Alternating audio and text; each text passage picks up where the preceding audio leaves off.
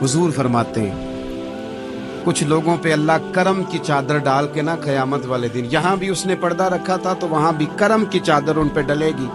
तो अल्लाह फरमाएगा ये गुनाह किए, तो छोटे छोटे गुनाह उसके गिनवाए जाएंगे। ये वर्ग अब वो डरेगा, क्योंकि पता तो सारा है ना सरदार नो कीतियां दा। अब वो डरेगा, छोटे छोटे गुनाह उसके गिन, तो उसका ख्याल है बड़े बड़े भी ना सामने आ जाए। छोटी छोटी गलतियां उसकी गिनवाई जा रही है, जो डर रहा है, कांप रहा है। कुर्बान जाए नबी पाक के लफ्जों। कुछ गल्लां अजइयां ने कुरान पाक च अजइयां ने, ये ना मेरी दादी कहा करती थी, मेरी अम्मा कहा करती थी, ए कुछ काम अजय ने।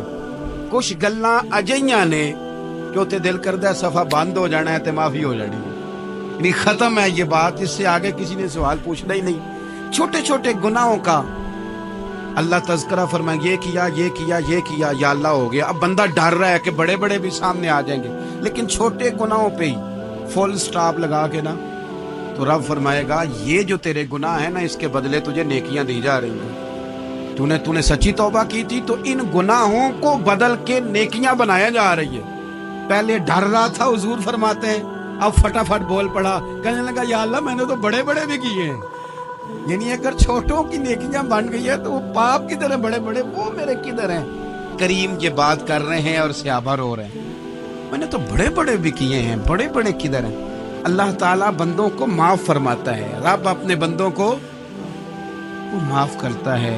अगर अल्लाह माफ न करे